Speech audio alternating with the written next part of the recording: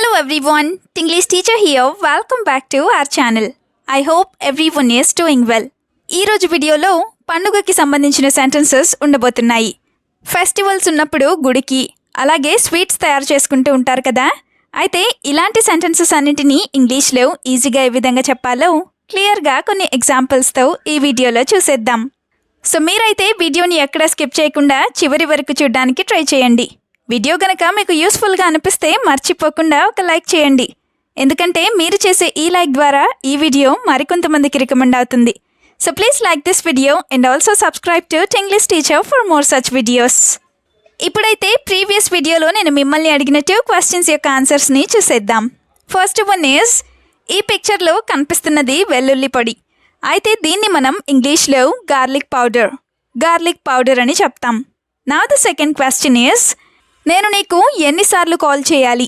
ఈ సెంటెన్స్ని ఇంగ్లీష్లో how many times do I have to call you or how many times should I call you ఈ విధంగా అడుగుతాం. ఇప్పుడు మీకోసం ఈ వీడియోలో 2 క్వశ్చన్స్ ఉంటాయి కదా.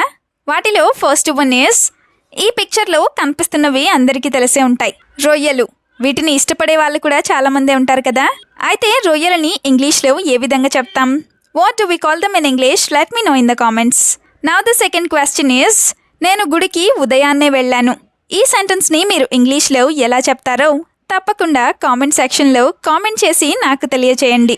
ఇదే విధంగా మీ సపోర్ట్ని ఎప్పుడు మీ లైక్స్ అండ్ కామెంట్స్ ద్వారా తెలియచేస్తూనే ఉండండి. ఇప్పుడైతే లేట్ చేయకుండా మన వీడియో స్టార్ట్ చేసేద్దాం. Let's get started.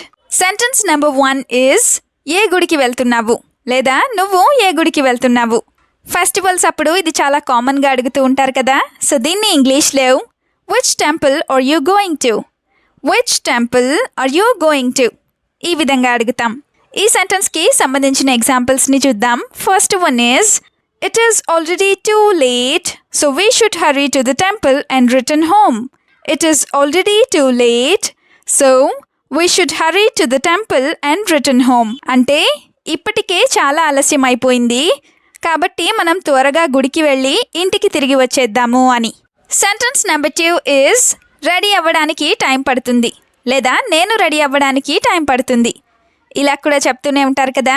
సో దీన్ని ఇంగ్లీష్లో it takes time for me to get ready. It takes time for me to get ready ఈ విధంగా చెప్తాం.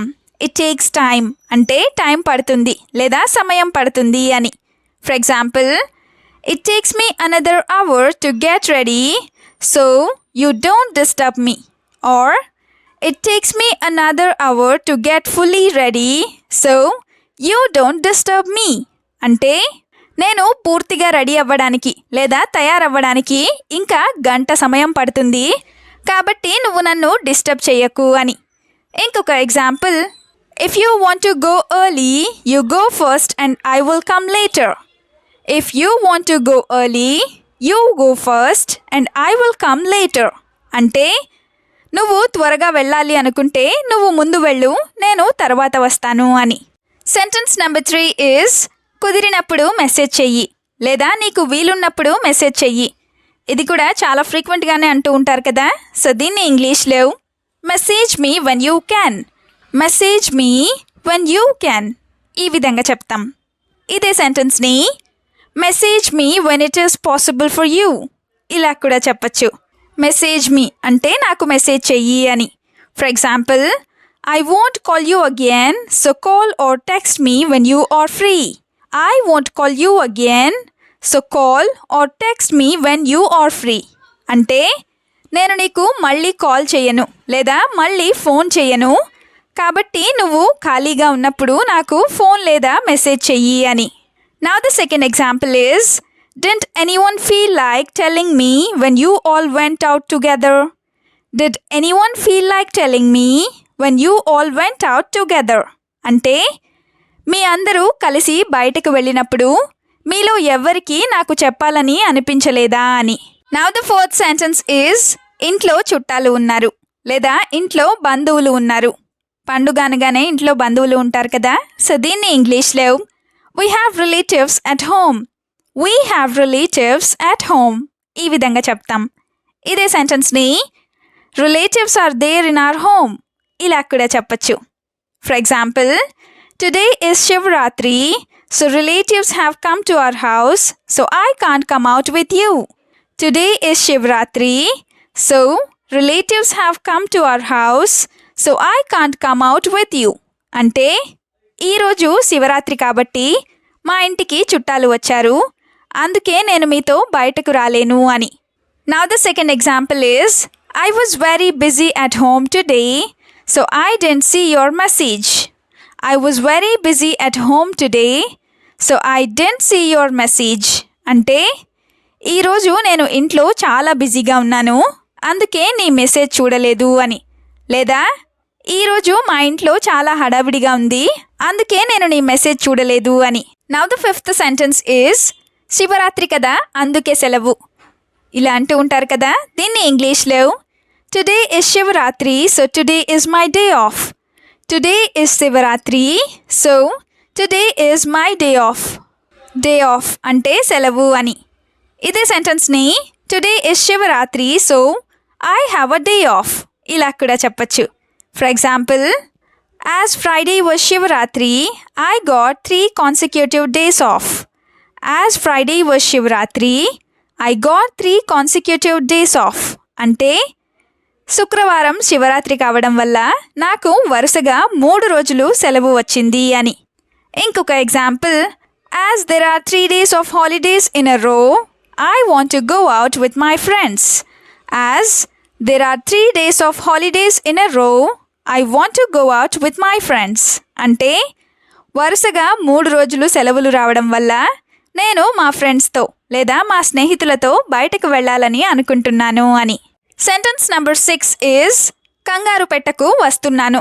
ఎవరైనా హడావిడి పెట్టేస్తూ ఉన్నప్పుడు ఇలా అంటూ ఉంటారు కదా, సో దీన్ని ఇంగ్లీష్లో don't rush me, I am coming.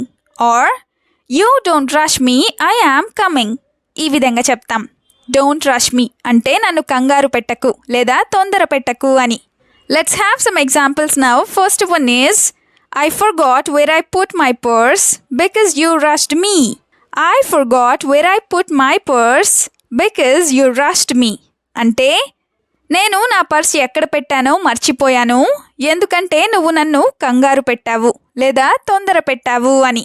Now the second example is, don't rush, also don't rush us, it's good for everyone. Or you don't rush, also don't rush us, it's good for every one.